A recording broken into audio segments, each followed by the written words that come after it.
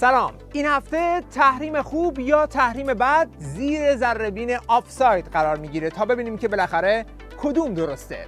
آیا تحریم ها برای نظام برکت داره یا نه مشکل ایجاد کرده؟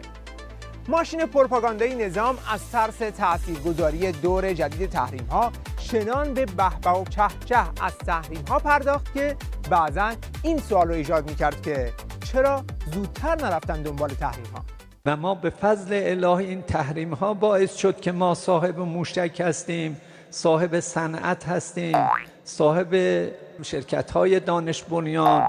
ما امروز هواپیمای جنگی می سازیم، ما امروز پهپادهامون از مرز تولید به مرز حتی صادرات هم رسیده است. ما ایم که در مسئله پزشکی دارو در همه جهت پیش رفتیم. یعنی اینا همه از برکات تحریم بوده. به به، عجب تحریم پربرکتی. هرچی علم و تکنولوژی تو این نظام هست به خاطر تحریم‌ها پیشرفت کرده. اصلا تحریم علم رو پیشرفت میده. همه جا اینجوریه ها. یه نگاه به دور و برتون بکنید.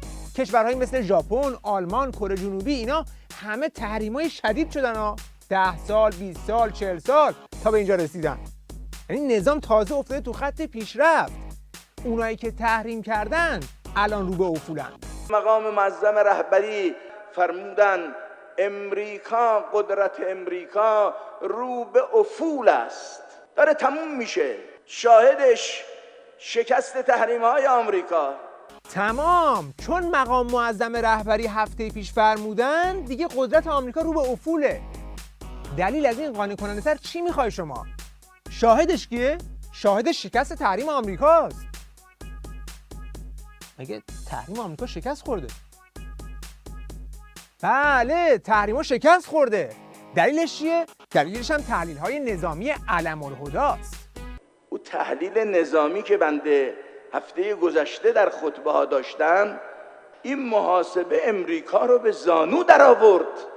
ببین آمریکا خیلی کوچیکی با یه تحلیل نظامی رفتی عقب. نه حتی با یه مانور نظامی، با یه تحلیل نظامی. اونم تحلیل کی؟ تحلیلی که علم‌الهدا توی نماز جمعه هفته پیش ارائه داد. از 5 صبح شروع کرد، قشنگ برنامه ریزی کرد تا قبل از نهار ژئوپلیتیک منطقه رو عوض کرد. اگر بنا شد کار به جایی برسد که نفت ما صادر نشود، ساعت 5 صبح هر روزی اراده کنیم 3 تا کشتی نفتی عربستان سعودی مصادره خواهد شد. تنها در فاصله 30 دقیقه تمام مسیرهای هوایی و دریایی کشورهای خلیج فارس در شلیک موشک ما منهدم خواهد شد. به فاصله 1 ساعت و نیم ساعته همه کشورهای حاشیه خلیج فارس نابود خواهند شد. به فاصله 1 ساعت هم 2 کشور بزرگ امارات و عربستان نابود میشن. به این میگن اقتدار میکروفونی.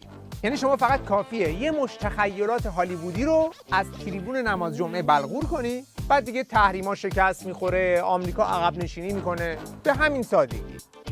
یعنی اینقدر بحثشون منطقی و باورپذیره. رسالت سخن پراکنی باورپذیر در حوزه اقتصادی رو اما دادن به روحانی. اونم به خیال خودش با تئوری امید درمانی به مقابله با تحریم ها برخاست. اولا اینکه ما در زمینه کالاهای اساسی و مورد نیاز و ضروری مردم هیچ مشکلی نداریم و امروز به حمدالله در شرایطی که هستیم، شرایط تولید در کشور ما نسبتاً شرایط خوبی هست. این مسیر ملت ما را آماده تر میکنه برای تولید بیشتر و آماده میکنه برای اینکه روابط نزدیکتر با همسایگان و کشورهای دوست داشته باشه.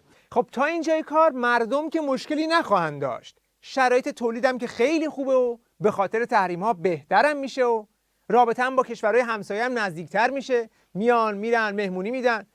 خلاصه شرایط تحریم خیلی شرایط گلابیه.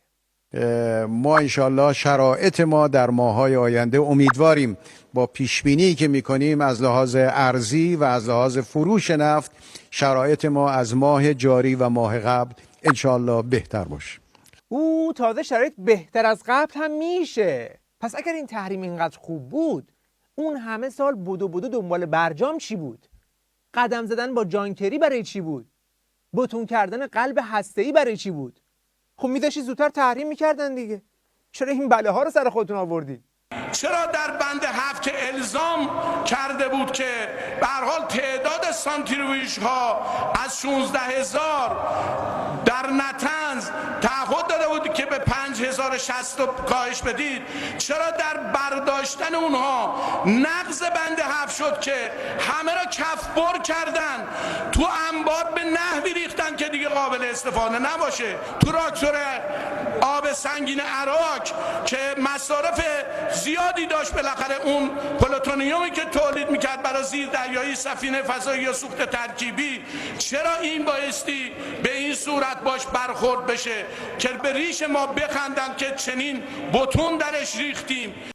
البته جای تعجب نداره که خود حاجی روحانی هم که در تناقض‌گویی و جفنگ بافی ید طولایی داره، جای دیگه توی صحبت‌هاش اذعان میکنه که با انشالله درمانی و امید درمانی گره کار گشوده نمیشه و این تحریم ها ظاهراً یه مشکلاتی رو هم ایجاد میکنه. تو بحث تحریم و این مشکلاتی که ما پیدا کردیم، به طور طبیعی مردم یه مشکلاتی پیدا کردن. ما منکر این مشکلات نیستیم و امروز برای همه روشنه که این تحریم غلط ظالمانه آمریکا به ضرر مردم عزیز و بزرگوار کشورمون تمام میشه.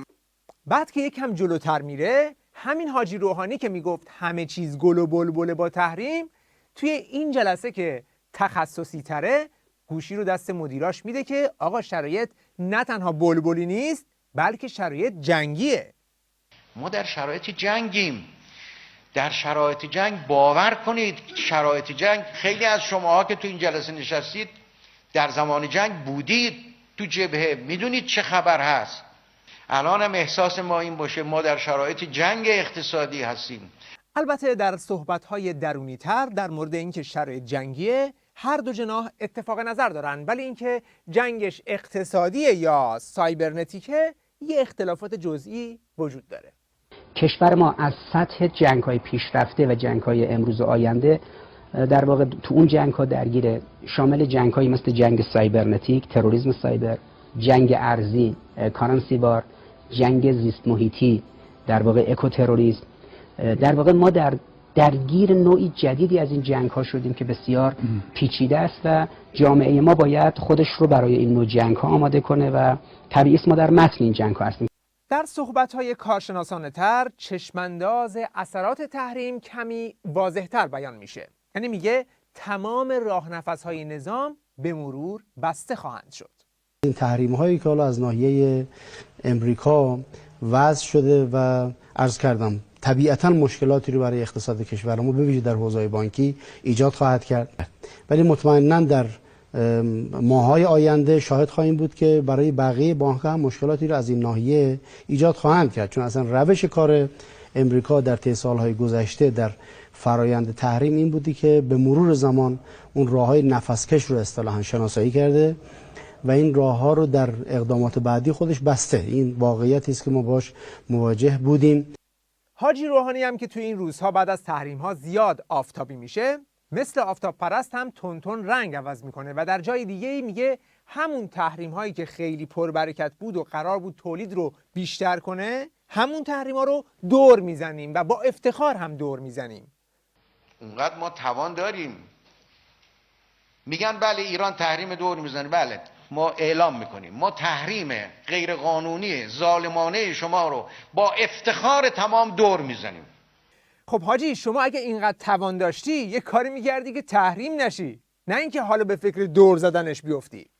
حالا تازه اینا حرفاییه که علنی میزنه، اون پشمشتا ظاهرا دستهایی توی کاره که یه جام زهر دیگه تو حلقوم عظما بریزه. فشاری که امروز به رهبری وارد میشه برای اینکه آقا دیگه کم آوردیم، موشک‌ها رو بدیم بره، ما برد بالای 300 کیلومتر نمیخوایم و از منطقه هم خارج بشیم، تمام خواستای آمریکا رو محقق کنیم و شاید یه اتفاقی افتاد. خب شاید چه اتفاقی افتاد؟ پس به نظر میاد که در پس تبلیغات و فریبکاری معمول آخوندی ترسی از تأثیرات تحریم روی اعتراضات مردمی وجود داره که قراره در این پروپاگاندا پوشانده بشه. اما هر از گاهی پالس های وحشت هم دیده میشه.